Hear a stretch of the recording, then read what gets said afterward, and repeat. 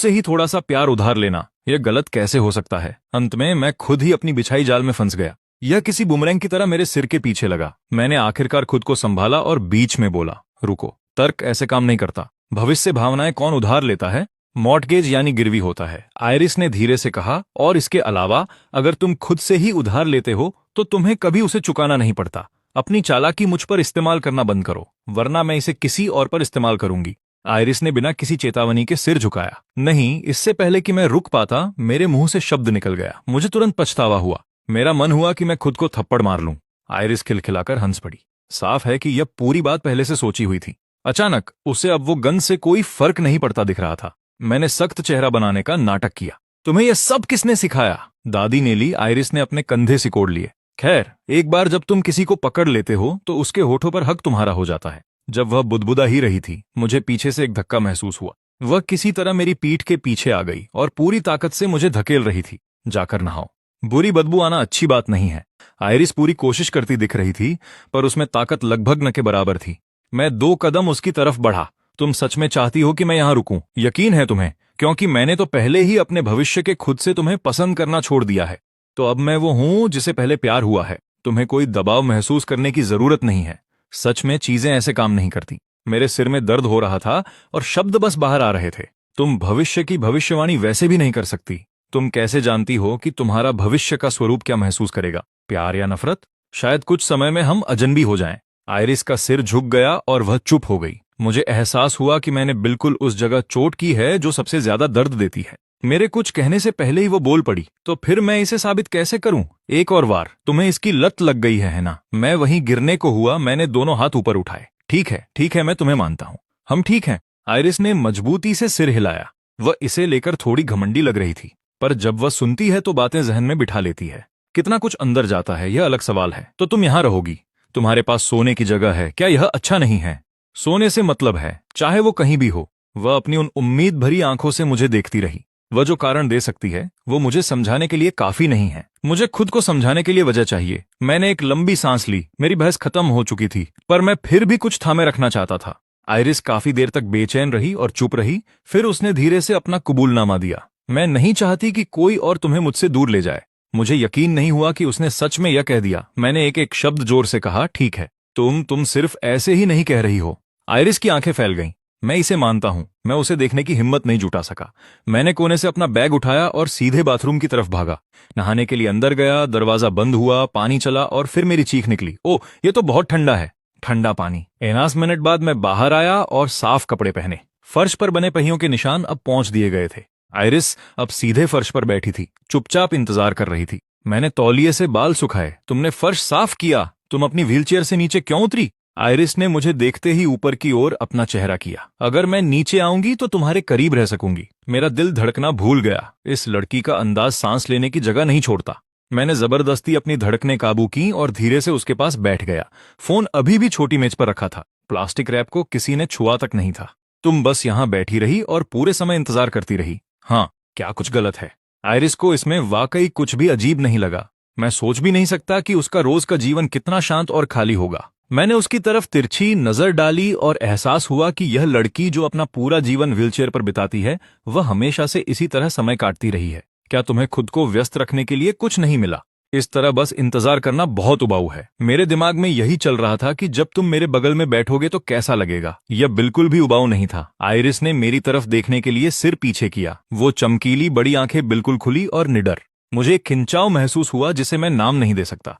मैंने बात जल्दी से बदल दी। यह और भी बड़ा कारण है कि फोन का इस्तेमाल करना सीख लो। देखो, तुम बोरियत की वजह से पहले से ही बातें सोच रही हो। क्या वाकई यही वजह है? हाँ, 100%। मैंने बिना हिचकिचाए यह बात कही। फिर फोन के साथ खेलो। मैंने बॉक्स उठाया और उसकी बाहों में थमा दिया। आयरिस ने उसे सावधानी से पकड़ा और पलट पलट कर हर तरफ से देखती रही। उसने अपने नाखूनों से सील खोलने की कोशिश की। कुछ नहीं हुआ। फिर उसने उसे दांत से काटा। क्या तुमने चाबी का इस्तेमाल करना नहीं सुना?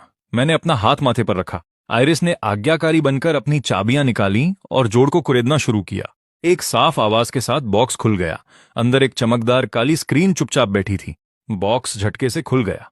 अंदर एक चमकदार काली स्क्रीन रखी थी। आयरिस ने उसे दोनों हाथों से उठाया, इतनी सावधानी से जैसे वो टूट न जाए। उसकी आंखें हर सेकंड के साथ और चमक रही थीं। क्या तुम्हें यह पसंद आया? मैंने पूछा। मैं उसके चेहरे के भाव देखकर मुस्कुराए बिना नहीं रह सका। आयरिस ने सिर पीछे किया और मुझे देखने लगी। वो बड़ी आंखें बिना झपके मेरी आंखों में जम गई। अगर तुम्हें पसंद आया तो इसे चालू कर लो। पर मैंने इस पल को पूरी तरह गलत समझा। मेरा दिल मेरी इच्छा के विरुद्ध तेज हो गया। यह लड़की हमेशा अपने सबसे अचूक हथियार का इस्तेमाल साधारण हमले की तरह करती है। जब कोई जिसे आप पसंद करते हैं आपको इतनी करीब से घूरता है तो उससे होने वाला असर परमाणु हमले जैसा होता है। अच्छी बात यह है कि स्मार्टफोन समझना मुश्किल नहीं है। केवल सेटअप गाइड ही आइरिस के लिए बुनियादी बातें समझने के लिए काफी थी। मुझे लगता है मैं समझ गई। उसने कुछ प्यारा सा कहा। बुरा नहीं है, मैंने कहा। बहुत जल्दी सीख लेती हो। मैंने तारीफ करने में संकोच नहीं किया। मैंने हाथ बढ़ाकर उसके गोल मटोल सिर को सहलाया। आइरिस ने कुछ नहीं कहा। वो ऐसी लग रही थी जैसे उसे इसकी आदत हो और यह उसे थोड़ा डरा भी रहा हो। वह बस अपनी जगह जम गई जब तक कि मैंने अजीब होकर अपना हाथ वापस नहीं खींचा। फिर वह दोबारा बोली, मैं प्यारी क्यों लगती हूँ? अब भी मुझे इस लड़की की सीधी सपाट बातों की आदत नहीं है और मुझे वाकई समझ नहीं आता कि वह ऐसा चेहरा बनाकर और इतना घातक सवाल पूछकर यह सब कैसे कर लेती है। मेरा बचने का तरीका काम कर गया और मैं फिजूल की बातें करने लगा। तुम प्यारी हो क्योंकि तुम राइस कुकर उड़ा देती हो। आइरिस एक पल के लिए हताश हुई, फिर उसने खुद को संभाला। तुम्हें मैं प्यारी लगती हूँ। मुस्कुराना बंद करो और मुझे जल्दी से इसमें जोड़ो, फिर सोने जाओ। मैंने अपना फोन जल्दी से उठाया। कहाँ जोड़ूं? मैसेजिंग एप्स में? आइरिस हमेशा की तरह रास्ता भटक गई। तुम वाकई इन एप्स के बारे में जानते हो? आइरिस फिर से ट्रैक से उतर गई थी। तुम ये जानते हो? मैं जम गया। रुको, मेरा इन्हें जानना अजीब बात हो सकती है, पर तुम्हारी स्थिति को देखते हुए इन्हें जानना मायने रखता है। लोग इन चीजों के बारे में बात करते हैं जब वे हताश होते हैं। उसने अपना पुराना ईंट जैसा फोन निकाला और मेरी तरफ लहराया। मेरा भी एक अकाउंट है। मैंने स्क्रीन पर नजर डाली। यह एक बेजान सेल था जिसे बहुत पहले ही छोड़ दिया गया था। मेरी आंखें यूजर नेम पर टिक गईं। आइरिस खाना नहीं बना सकती, मैं अब बना सकती हूँ। आइरिस का चेहरा शर्म से लाल हो गया। उसने फोन वापस छीन लिया और उसे अपनी छाती से चिपका लिया। हंसते हुए मैंने कहा, हाँ हाँ, बस चावल बनाना नहीं आता मुझे। अंडे तो मैं बना ही सकता हूँ। आइरिस उत्साह में एक तरफ झुकी पर अपना संतुलन खोकर सीधे मेरी बाहों में आ गिरी। दिखावा करने का यही अंजाम होता है। मेरी आवाज दब गई। मेरे हाथ हवा में ठिठक गए। समझ नहीं आया क्या करूं। उसे पकड़ना गलत लगा, न पकड़ना भी गलत था। सबसे बुरी बात, वो हिली नहीं। उसने अपना चेहरा मेरी गोद में छुपा लिया और तब तक चुप रही जब तक मेरा पैर सुन्न नहीं हो गया। आखिरकार मेरा सब्र जवाब दे गया। कितनी देर ऐसे रहने का इरादा है? मुझे सोना है तो जाओ, अपने कमरे में सो जाओ। मेरा गला सूख गया था। मेरी आवाज बदल गई। मुझ में हिम्मत नहीं थी। मुझे वापस ले चलो प्लीज। वो बुदबुदाई, खुद वापस जाओ, चलो उठो। मैंने सख्ती दिखाने की कोशिश की। शायद मैं ही सोच रहा हूं, पर वो वाकई मुझ पर अपनी मासूमियत का जादू चला रही थी। ठीक है, तो मैं यहीं सोऊंगा। अपनी मजबूरी का फायदा उठाना बंद करो। मैं इसका थोड़ा सा भी बोझ नहीं उठा सकता। छोड़ो, वो झेल सकती है या नहीं। अगर मैं और देर बैठा तो कल मेरा पैर बेकार हो जाएगा। तुम जीत गई, मैंने फिर से दांत पीस कर कहा। जैसे ही आइरिस ने मेरा हार भरा चेहरा देखा, उसने चुपचाप दोनों हाथ फैलाकर गले लगाने की जिद की। मेरा चेहरा, मेरा सिर दुख रहा है। मैंने फिर भी सावधानी से उसे उठाया और अपनी बाहों में समेट लिया। ये छोटी धोखेबाज बहुत ही हल्की है। उसके हाथ अपने आप मेरी गर्दन के चारों ओर लिपट गए और मैंने उसे कोट समेत उठा लिया। तुम्हारा दिमाग पूरी तरह मुझ पर ही चलता है। मुझे परवाह नहीं। वो सहजता से सिकुड़कर अपना चेहरा मेरे सीने में दबा लेती है। तुमने मुझे चूमा, मुझे थामे रखा। अब तुम नहीं जा सकते, मैं रो दूंगी। मेरे अंदर कुछ पिघल गया। मैंने लंबी गहरी सांस छोड़ी। मैंने पहले ही कहा है मैं नहीं जा रहा। तुम्हें वाकई ऐसा करने की जरूरत नहीं है। मैंने बत्ती बुझाई और बाहर आ गया। दरवाजे के उस पार से बस एक फुसफुसाहट आई, शुभ रात्रि नोआ। बस उसकी आवाज सुनकर मैं उसकी वो प्यारी मुस्कान महसूस कर सकता हूँ। शुभ रात्रि, मैंने खाली हवा में जवाब दिया और व्हीलचेयर के पास बैठ गया। आखिरकार मैंने उसे कभी जोड़ा ही नहीं। अगली सुबह निकलने से पहले मैं बहुत देर तक भागदौड़ करता रहा। पता चला कि जो फोन क्रेडिट अभी रिचार्ज किया था वो बकाया चुकाने के बाद लगभग खत्म हो गया। एक ढंग के डेटा प्लान के लिए भी पैसे नहीं बचे। मैं इन दिनों में वाईफाई लगवा लूंगा। मैं छत को घूरते हुए योजनाओं के बारे में सोचता रहा। मैंने कंबल फैलाया, लेटा और घंटों करवटें बदलता रहा। अब जब मैं यहां हूं तो मुझे हड्डी में महसूस हो रहा है इस लड़की का जीवन बेहद खाली है। शावर में पता चला कि यहां वाटर हीटर है ही नहीं। सर्दियां आ रही हैं, वो इसे कैसे काटेगी? एयर कंडीशनर की तो बात ही छोड़ दो। पूरी जगह में सिर्फ एक पुराना इलेक्ट्रिक पंखा है जो कोने में धूल खा रहा है। मेरा दिमाग रुकने का नाम नहीं ले रहा। मैं करवटें बदलता रहा, कुछ सिगरेट पीने बाहर गया और बड़ी मुश्किल से सो पाया। और फिर पता ही नहीं चला सुबह हो गई। मुझे लगा जैसे कोई मुझे बिस्तर से उठा रहा हो। मैं हड़बड़ाहट में एकदम सीधा बैठ गया। समय देखा, सुबह के 6 बजे। मैंने इधर उधर देखा और फिर से याद आया, मैं इस अनजान जगह में हूं जो उसका घर है। मैं तेजी से उठा, चावल भाप में पकाए, सब्जियां भून ली, तैयार हो गया निकलने के लिए। पर जैसे ही मेरा हाथ दरवाजे के हैंडल पर लगा, मेरे सीने में एक खालीपन सा महसूस हुआ। मैंने उसके दरवाजे की तरफ देखा। खालीपन थोड़ा कम हो गया। मुझे याद आया कि मैं कुछ भूल गया हूँ। मैंने एक स्टिकी नोट लिया और तेजी से लिखा, मैं भागा नहीं, काम पर जा रहा हूँ और चावल बर्तन में है, साइड डिश भी बन गई है, 2 बार चल जाना चाहिए। मैं दबे पांव उसके दरवाजे तक गया और उसे चिपका दिया। सोचा अभी भी काफी नहीं है। मैंने और भी नोट लिखे और ऐसी जगह चिपकाए जहां उसकी नजर पड़े। फिर मैं आखिर चैन से बाहर निकला। बाहर निकलते ही सबसे पहले वाईफाई वाले को फोन कर दोपहर का समय तय किया। फिर मैं सीधा उस दुकान की तरफ चला जो कभी असली बिजनेस जैसी नहीं दिखती। ठीक 8 बजे मैं शटर बंद दरवाजे के बाहर खड़ा रहा। मैं खोया हुआ था। क्या ये बंद हो गई? मैंने लगभग 1 घंटा इंतजार किया, तब वो जानी पहचानी आवाज सुनाई दी। अरे ओ बूढ़े आदमी, इतनी सुबह यहाँ ध्यान क्या लगा रहे हो? लेना नाश्ते के बैग हाथ में लिए टहलती हुई आई, पूरी ऊर्जा के साथ मुझ पर चिल्लाई, बॉस ये दुकान असल में कब खुलती है? 10 बजे। 1 घंटा पहले आ जाना, इसे मैं समर्पण कहता हूँ। मुझे झुंझलाहट की एक ऐसी लहर महसूस हुई जिसे मैं निकाल नहीं सकता था। ओ वैसे खाया या नहीं? आओ खा लो। लेना ने हाथ में जो था उसे हिलाया, फिर जमीन पर सिगरेट के बटों के ढेर को देखा। रुको बूढ़े आदमी, तुम सिर्फ सिगरेट के धुएं पर चल रहे हो, कॉफी भी नहीं। अंदर आओ और पहले खाओ। मैंने चुपचाप आखिरी सिगरेट बट को अपने जूते के नीचे कुचल दिया। नाश्ते के बाद ये मेरी बॉस मुझे सीधे गेमिंग सेशन में खींच ले गई। पिछले कुछ दिनों से मैंने कुछ भी उत्पादक नहीं किया है। कुछ न करने से मुझे बेचैनी सी हो रही थी। लेना बॉस, क्या हमें वाकई कुछ काम नहीं करना चाहिए? यहाँ बैठे बैठे मैं परेशान हो रहा हूँ। मैंने आखिरकार कह ही दिया। काम? क्या काम? तुम किस बात से परेशान हो? मैं ईमानदारी से नहीं जानता कि कैसे समझाऊं। मैंने जोर देकर कहा, मुझे चिंता है कि एक कर्मचारी के रूप में मैं कोई मूल्य नहीं जोड़ रहा हूं और मुझे निकाल दिया जाएगा। बस इतना ही। उसने उंगलियों पर गिना और अटेंशन इकोनॉमी के बारे में पूरा लेक्चर दे दिया। फिर उसने अपना फोन निकाला और मौके पर ही $3000 की सैलरी ट्रांसफर कर दी। तो तुम बस भुगतान पाने को लेकर चिंतित हो? ये रहा इस महीने का वेतन एडवांस। लेना ने फोन फेंक दिया। मैं काफी देर तक टालता रहा। ये मैं ही क्यों? तुम सस्ते हो, उपयोगी हो और तुम में ये चमक है। लेना की आंखें चमक उठीं। ओ, और मैंने पता लगा लिया है कि तुम फिक्सर अपर टाइप के हो। यह मजेदार है। आने वाले दिनों में लेना मुझे शॉपिंग पर ले गई, मेरे बाल ठीक करवाए और मुझे एक बेहाल दफ्तर वाले से बदलकर कुछ ऐसा बना दिया जो जिंदा लगता है। शॉपिंग स्ट्रीट पर मेरी पूर्व प्रेमिका सेरेना मिल गई। उसने देखा कि मैं अकेला हूं और मान लिया कि मैं उसी का इंतजार कर रहा था। जैसे ही मामला अजीब हुआ, लेना आइसक्रीम बार के साथ बीच में कूद पड़ी और हम दोनों के बीच आ गई। ओ तो ये है एक्स? अभी भी मेन किरदार बनी हुई हो? उसने आइसक्रीम बार फाड़ी और मेरे मुंह में डाल दी। सेरेना को एक विद्रोही आंख मारी। ये मेरा लड़का है, मैंने इसे बड़ा किया है। सेरेना बिना शब्दों के बस वहां से चली गई। धन्यवाद, मैंने अजीब तरह से सिर खुजलाते हुए कहा। लेना ने मुस्कुरा कर बात टाल दी। फिर वो करीब झुकी। तुम्हारी पसंद हालांकि बहुत अच्छी नहीं है। तुमने एक सोने की लालची को चुना। मैंने अपने सिर को दोनों हाथों से ढक लिया। पूरी तरह झेल रहा हूं, पूरी तरह। तुम्हारे साथ ऐसा ही होना चाहिए। जब तक हम दुकान वापस आए, दोपहर हो चुकी थी। जब प्रिंटर आ जाए तो काम पर लग जाना। आदेश मिलते ही मैं पूरी तरह जाग गया। फिर मैं अपने ही ख्यालों में खो गया।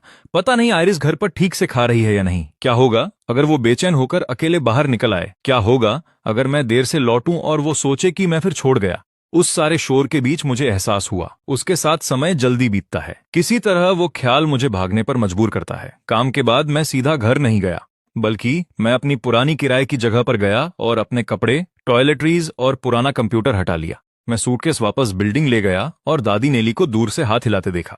जवान आदमी, तुम वापस आ गए, हमेशा घूमते रहते हो। मैंने सख्त मुस्कान के साथ जवाब दिया। जब भी मैं उस बुजुर्ग महिला को देखता हूँ मुझे बेचैनी होती है। मैं प्रवेश द्वार तक पहुंचा और जम गया। एक जाना पहचाना गोल सिर सीढ़ियों के दरवाजे से झांक रहा था। फिर लुका छिपी खेलते बच्चे की तरह अंदर चला गया। मैंने ध्यान न देने का नाटक किया और लिफ्ट की ओर सामान्य रूप से चलने लगा। कोने से मुड़ते ही एक छोटा हाथ बाहर निकला और मेरे हाथ के पीछे पकड़ लिया। तुम यहाँ नीचे कैसे आए? मैंने हैरान होने का नाटक किया। आयरिस अपने शब्दों पर लड़खड़ाई, पर उसकी आवाज और स्थिर होती गई। दादी नेली ने कहा कि जब कोई आदमी काम से घर आता है और अपनी अपनी पत्नी को इंतजार करते देखता है तो वो बहुत खुश होता है। मैं बस अभ्यास कर रही हूँ। मेरी दृष्टि एक पल के लिए धुंधली हो गई। उसने एक बहुत ही ध्यान भरी नजर डाली थी। मैं हूं। मुझे एहसास हुआ कि मैं नजरें नहीं हटा सकता। तो क्या इससे मैं तुम्हारी पत्नी बन गई? मैंने अपना माथा पीटा। निश्चित रूप से उसने खुश को सीधे पत्नी से जोड़ लिया था। तुम्हें यह तर्क किसने सिखाया और किसने कहा कि तुम अकेले यहां नीचे आ सकती हो? क्या होगा अगर तुम गिर जाती? मैंने उसके गालों को जोर से दबाया। आयरिस का एक वाक्य और मेरी सारी झुंझलाहट बिखर गई। क्या तुम मेरी चिंता कर रहे हो? हाँ, चिंता है। बेशक मुझे चिंता है। मैं शायद ही कभी इतना ईमानदार होता हूं। उन सीढ़ियों पर सुरक्षा की कोई सुविधा नहीं है। अगर तुम्हें कुछ हो गया तो मैं बहुत परेशान हो जाऊंगा। माफ करना। आयरिस ने सिर झुका लिया। माफी मत मांगो। मैं जितनी जल्दी हो सके स्टेयरलिफ्ट का इंतजाम करूंगा। तब तक क्या तुम वहां ऊपर मेरा इंतजार कर सकती हो? आयरिस ने जोर से सिर हिलाया। मुझे तुम्हारी याद आई। मैंने अनजाने में अपनी आंखों को ढक लिया। ये लड़की कभी कभी बहुत गहरा असर कर जाती हैं। वो भावनाओं को न समझने की बात करती है, फिर सीधे वही निशाना लगाती है जहां दर्द होता है। मुझे भी तुम्हारी याद आई, मैंने जितनी हल्की हो सके उतनी आवाज में कहा। यहां तक कि मैं भी थोड़ा हैरान हूं। वाकई आइरिस की आंखें चमक उठी। चलो ऊपर चलते हैं, तुम्हें ठीक से खाना चाहिए। मेरी हिम्मत पूरी तरह खत्म हो गई है। मैंने फिर विषय बदल दिया। मैंने किया। आइरिस का पेट थोड़ा भरा हुआ संतुष्ट था। मैं उसे लिफ्ट की ओर ले गया। मेरा दिमाग भटक रहा था। बाद में वाईफाई वाले को कॉल करना होगा, पर इससे पहले कि मैं ये विचार पूरा करता, आइरिस की आवाज लिफ्ट में भर गई। क्या अब हम एक कपल हैं? मेरे कनपटी पर दर्द हुआ। जवाब देने की इच्छा गले में अटक गई और बाहर निकला। मुझे नहीं पता कपल कैसा दिखना चाहिए। मोटे तौर पर साथ खाना, एक दूसरे के करीब होना, चूमना, गले मिलना, उठाना। जैसे ही ये मेरे मुंह से निकला, मैंने खुद को थप्पड़ मारने की सोची, क्योंकि हमने इनमें से लगभग सभी बॉक्स चेक कर लिए हैं। आइरिस को बहुत आत्मविश्वास में देखकर मैंने जल्दी से बात काटी। सबसे जरूरी बात यह है कि आप वास्तव में एक दूसरे को पसंद करते हैं। आइरिस का उत्साह कम हो गया। तो तुम मुझे पसंद करना कब शुरू करोगे? क्या हम उन सवालों पर टिके रह सकते हैं जिनका मैं जवाब दे सकूं? इसके अलावा तुम खुद ही इसे नहीं समझ पा रही हो, तो मुझसे पूछने की हिम्मत कहां से आई? लिफ्ट से निकलने के बाद आइरिस ने खुद को संभाला और मजबूती से कहा, मैं रुक सकती हूं। तुम्हें क्या लगता है ये क्या है? कोई बाय नाउ पे लेटर ऐप? खुद अपनी आदत सुधारो, अंदर जाओ। मैं राशन लेने जा रहा हूं। मैंने ये कहकर दरवाजा बंद कर दिया। मेरा चेहरा जल रहा है, मेरे हाथ कांप रहे हैं। ये सब कहां गलत हो गया? पर अगर मैं ईमानदार रहूं तो मुझे लगता है कि क्या मैं उसके लायक हूं? जब वो सवाल फिर उठता है तो किसी तरह वो $3000 की सैलरी मुझे एक एहसास देती है जिसे मैं नाम नहीं दे सकता। एक अजीब सा आत्मविश्वास। $3000 और मैं पहले ही हवा में हूं। किसी तरह वो सैलरी जो मुझे मिली मुझे एक ऐसा एहसास देती है जिसे मैं समझा नहीं सकता। $3000 और मैं पहले ही उड़ रहा हूं। फिर भी मैं महीने में कुछ हजार कमाता था और तब भी डेटिंग ठीक चल रही थी। छोड़ो, जितना मैं सोचता हूं उतना घुटन महसूस करता हूं।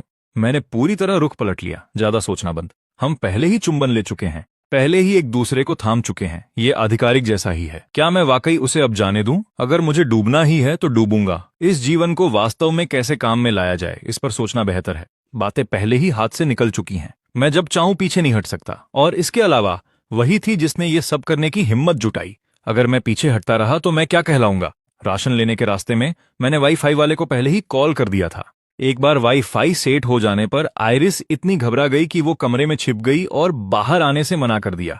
वो तभी दरवाजा खोलती है जब उसे पता चलता है कि टेक्नीशियन चला गया है। जब तुम मुझे यहाँ खींच लाई थी तब तुम इतनी शर्मीली नहीं थी। वो अलग था। वो अलग कैसे था? तुम देखने में बहुत अच्छे हो, ऐसी जिन्हें देखना मुझे पसंद है, आज तो कुछ ज्यादा ही। तो तुम यहाँ सिर्फ खूबसूरती देखने आती हो? मैंने तुम्हें रंगे हाथों पकड़ ही लिया। जरा देखो तुम्हें आइरिस, अब मुझे दोषी महसूस कराने का तरीका सीख रही हो। मैं उसे वाईफाई से जोड़ता हूं और उसके लिए मैसेजिंग ऐप डाउनलोड करता हूं। जैसे ही आइरिस लॉग इन करती है, स्क्रीन पर मैसेज की बाढ़ आ जाती है। सब एक ही दोस्त के हैं। सबसे पुराने मैसेज बरसों पुराने हैं। आखिरी मैसेज 2 हफ्ते पहले आया था। आइरिस सबको स्क्रॉल करती है, फिर उसकी उंगलियां कीबोर्ड पर ठहर जाती हैं और कांपने लगती हैं। करीबी दोस्त है? मैं धीरे से पूछता हूं। वो कांपते हुए सिर हिलाती है। सबसे अच्छी दोस्त एक क्लासमेट जिसे बिना अलविदा कहे मैं छोड़ आई।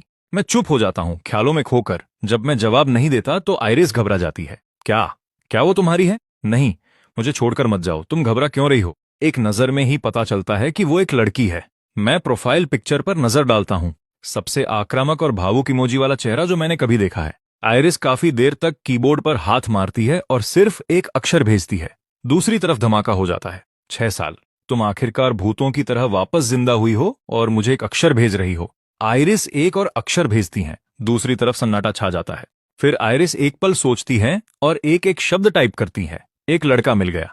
उसने मुझे फोन खरीद कर दिया है। मैं धीरे से अपना उठा हुआ हाथ वापस नीचे ले आता हूं। ठीक है, बस दुनिया को खत्म होने दो। दोनों को साथ मिला लो तो भी एक समझदार इंसान नहीं बनता।